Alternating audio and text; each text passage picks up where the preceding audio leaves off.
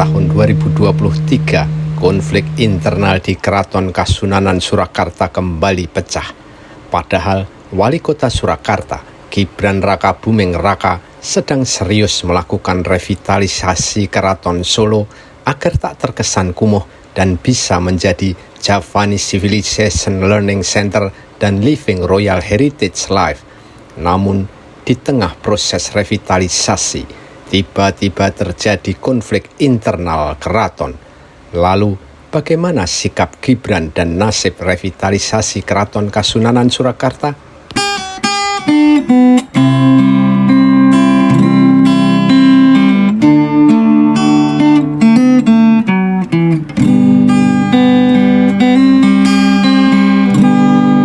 Konflik internal di Keraton Solo sebenarnya sudah terjadi berjilid-jilid.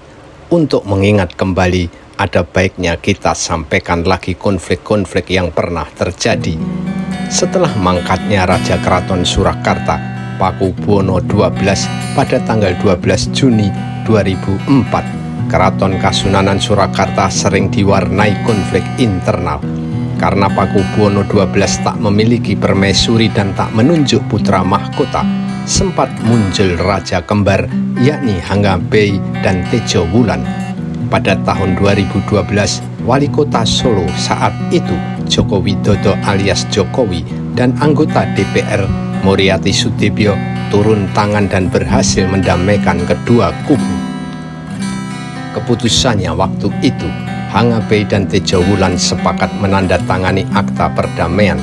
Isinya, Hangabey tetap menjadi raja atau Pakubuwono ke-13, sedangkan Tejo Wulan menjadi Mahapatih dengan gelar Kanjeng Gusti Pangeran Haryo Panembahan Agung. Namun, sejumlah keturunan Pakubuwono ke-12 menolak rekonsiliasi dan mendirikan Lembaga Dewan Adat Keraton.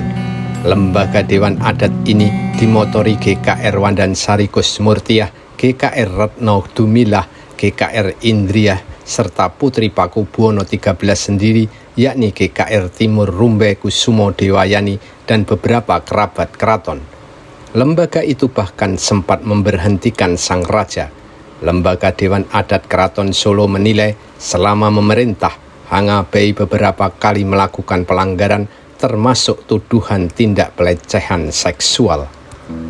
Lembaga Dewan Adat juga mengangkat pelaksana tugas Raja Surakarta yakni Kanjeng Gusti Pangeran Haryo Puger pada April 2015. Para sentono dalam termasuk Lembaga Dewan Adat memaklumatkan bahwa KGPH Puger menjalankan semua tugas Pakubuwono XIII sebagai raja.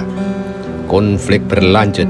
Merespon sikap Lembaga Dewan Adat, Hangabey atau Pakubuwono XIII kemudian membentuk Tim 5 atau Satgas Panca Narendra pada 26 Februari 2017. Tim ini tugasnya membantu keberlangsungan Keraton Solo. Kubu Lembaga Dewan Adat tak terima dengan keberadaan dari Tim 5. Mereka lalu menggugat Pakubuwono XIII senilai 2,1 miliar ke Pengadilan Negeri Solo lantaran membentuk Tim 5 yang dianggap menyebabkan sengketa internal keraton kembali muncul. Gugatan dilayangkan oleh Putri Pakubuwono XIII sendiri, yakni GKR Timur Rumbe Kusumo Dewayani dan keponakannya BRM Aditya Suryo Herbanu pada 15 Maret 2017. Pada tahun itu juga, Jokowi yang sudah menjadi Presiden Republik Indonesia kembali turun tangan melakukan upaya rekonsiliasi. Namun, upaya ini kandas. Pakubuwono XIII dan Panembahan Agung Tejo Wulan tetap berseteru dengan Lembaga Dewan Adat Keraton Surakarta. Pada Februari 2021, kisruh Keraton Solo kembali memanas dan menjadi perhatian publik. Kerabat keraton yang juga anggota Lembaga Dewan Adat dikurung di dalam keraton tanpa listrik dan hanya makan seadanya. Mereka adalah GKR Timur Rumbai dan GKR Wandansari Kusmurtiah alias Gusti Mung, dua abdi penari, sentono dan pembantu Gusti Timur. Mereka terkunci di dalam keraton dari tanggal 11 Februari sampai 13 Februari 2021. Menurut pihak keraton, tak ada pengurungan atau penguncian, namun Peristiwa ini menunjukkan konflik internal di Keraton Kasunanan Surakarta masih memanas. Pada kirab malam 1 Suro tanggal 29 Juli 2022 juga terjadi ketegangan. Lembaga Dewan Adat mengadakan acara sendiri berupa pengajian dan doa bersama. Meski begitu, tak ada insiden berarti. Setelah acara Lembaga Dewan Adat selesai, kirab pusaka dan kerbau bule Kiai Slamet yang menjadi tradisi keraton baru dilaksanakan. Lalu pada Jumat 23 Desember 2022, konflik di Keraton Kasunanan Surakarta kembali pecah. Sekitar 50 orang datang ke keraton dan hendak menutup pintu-pintu, namun ditentang kerabat keraton yang tergabung dalam Lembaga Dewan Adat. Sempat terjadi bentrok dan penganiayaan hingga situasi memanas. Namun pada Januari 2023, konflik bisa diakhiri setelah dilakukan rekonsiliasi dua kubu. Tak lama kemudian, rencana revitalisasi keraton pun segera menjadi wacana. Gibran Rakabuming Raka sebagai wali kota Surakarta segera merealisasikan revitalisasi kawasan Keraton Solo itu. Gibran sempat bertemu dengan putra Pakubuwono XIII, yakni Kanjeng Gusti Pangeran Haryo Purboyo pada 4 Juli 2023 di Balai Kota Surakarta untuk membahas revitalisasi keraton itu. Menurut Gibran, proses revitalisasi Keraton Solo bekerja sama dengan pihak ketiga menggunakan sistem kontrak tahun jamak atau multi-years.